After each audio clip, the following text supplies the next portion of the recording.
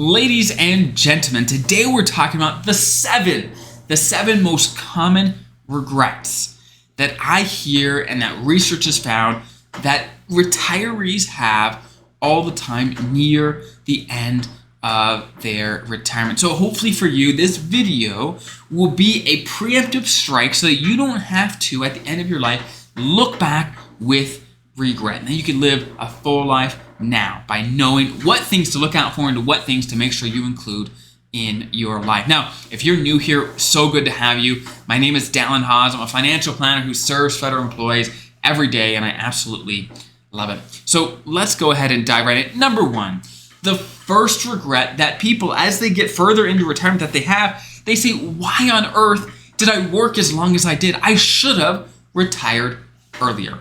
There's many clients I've had that they're nervous. They're scared for retirement because it's a big jump. It's this big unknown. They don't know what to expect. And so even when the finances aren't necessarily the limiting factor, they continue working something they don't really like. Maybe they hate.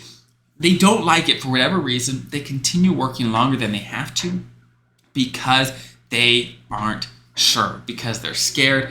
And many people often regret because they realize, hey, look, retirement goes quick and my high energy years go quick. I want to enjoy as much of it as I possibly can. That is a very common regret I see all the time, is why didn't I do this earlier?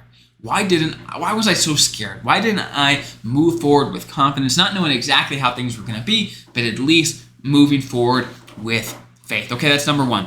Number two, this is a huge regret and a huge mistake I see all the time. This is probably one of the biggest ones. And this is when the non-financial spouse, the non-money spouse, gets left behind. So let me walk you through this. In most couples, one spouse is the money spouse. They handle the money stuff. They handle the investments. They handle the budgeting, whatever. And the other spouse really doesn't worry about it. Now, this division of labor works absolutely great until something happens to the money spouse. And sometimes it happens quickly. Sometimes it happens unexpectedly. And it is so common for the non-money spouse to be left and have absolutely no clue what is going on. Sometimes it's a matter of, hey, I don't know what investments we have. I don't know how they work. I don't know how that is. Or even, I don't even know what accounts we have. I don't know how to access them. I don't know where to go. I don't know who to talk to. And those are the times where I see some of the biggest mistakes and some of the most people can take taken advantage of because they just don't know what's going on. So there's a couple ways to approach this problem. Number one, you can spend the time now to make sure the non-money spouse in your relationship knows what's going on a regular basis. You update them. They have passwords and stuff. They know exactly where accounts are. And at the very least, maybe they don't know everything. At the very least, they know what you have. Okay? Option number two, and we actually get many clients all the time that want to work with us because of this, is they say, hey, look, I know finances really well. I can handle all this stuff myself, but I know that someday something's going to happen to me. I want my spouse to have someone to be there every step of the way. So basically to hire a financial planner. It doesn't have to be us, right? Go find someone you trust to help you. So if something happened to you as the money spouse, your spouse, the non-money spouse, is going to be fine. There's someone to pass the baton who knows exactly what's going on that can make sure they're taken care of every step of the way. So however you solve it, please put something in place to make sure that they're going to be taken care of. Okay?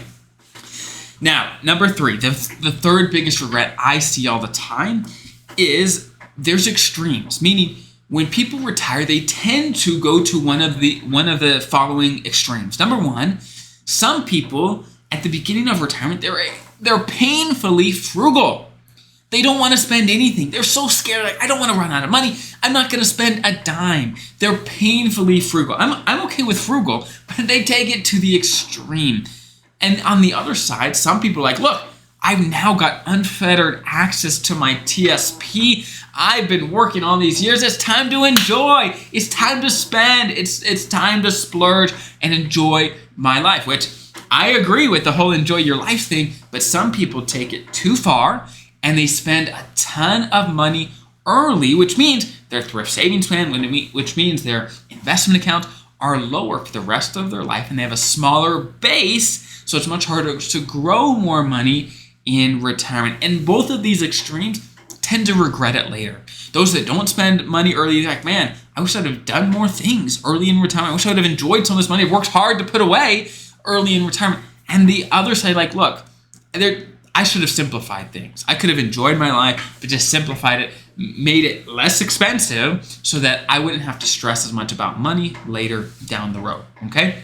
Number 4, the fourth regret I hear all the time is people come to me at different ages and they're like, man, if I would have known how my energy levels would have really gone down from, let's say, 55 to 65 or 65 to 75 or 75 to 85, if I would have known how my health would have changed, if I would have known that I'm just not going to feel this good forever, right?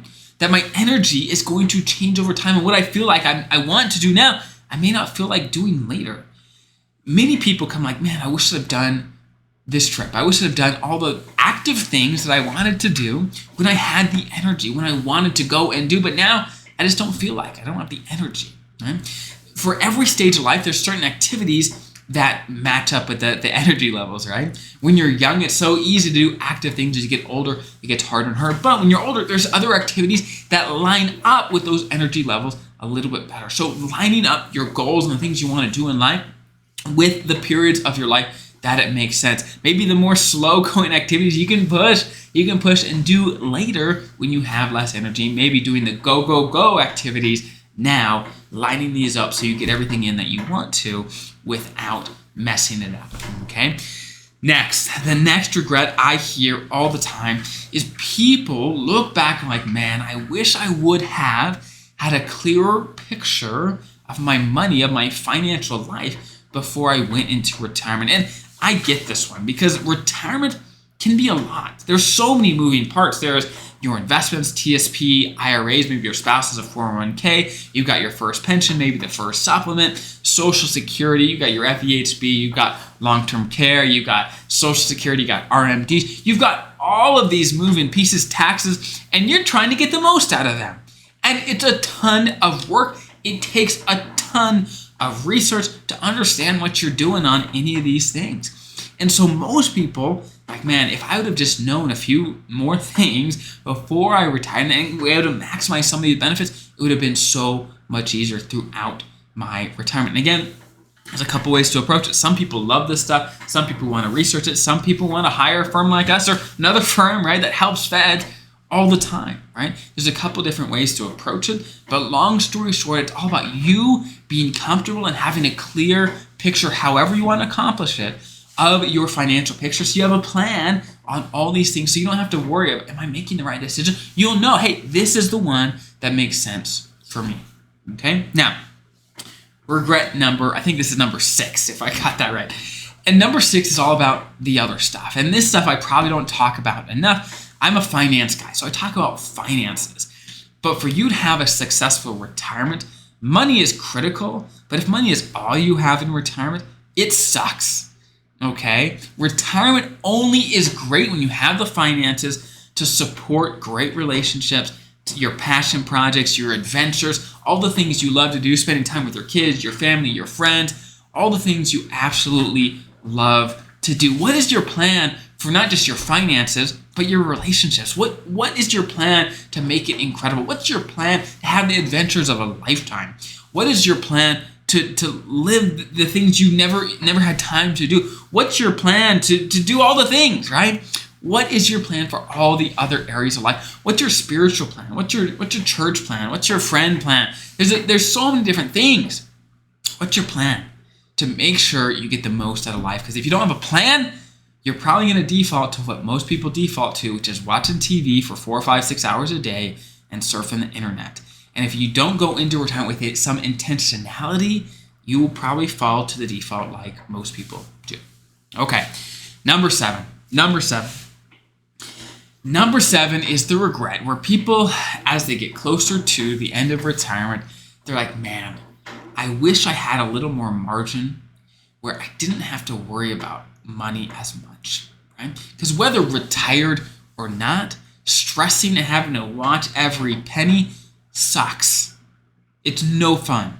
It is no fun at all. Okay? At the very least, it's annoying. At the most, it is extremely painful. and energy consuming to have to worry about money every single day. So one regret I see all the time is I wish I would have just saved a little more. I wish I would have just simplified my life for things that I cared about and didn't worry about things that I didn't really care about, and that I had a little more margin so I didn't have to worry about money as much. Now, there's no magic cure for that other than being a little more disciplined about what we do with our income and how we manage our expenses, which isn't the sexy thing to talk about, but that's just the truth. How you manage the money. You want to enjoy your life. You want to get the most out of it while doing it in a balanced way so you don't have to stress about money later. Okay? So here's the deal. We don't know how much time we have. We don't know how much life we have, and sometimes it feels like we'll never run out of time, but we will at a certain point, whether it's tomorrow or 40 years, we will, and it's just a matter of taking charge and remembering that today to make today great, to make your money work for you so you don't have to stress about it, and to get the most out of your life, not just your finances, but everything, so you have the life that you dream of. You work so hard for this, and I want you to enjoy it to the fullest. So I hope that's helpful. Have an incredible rest of your day. I'll see you guys next time.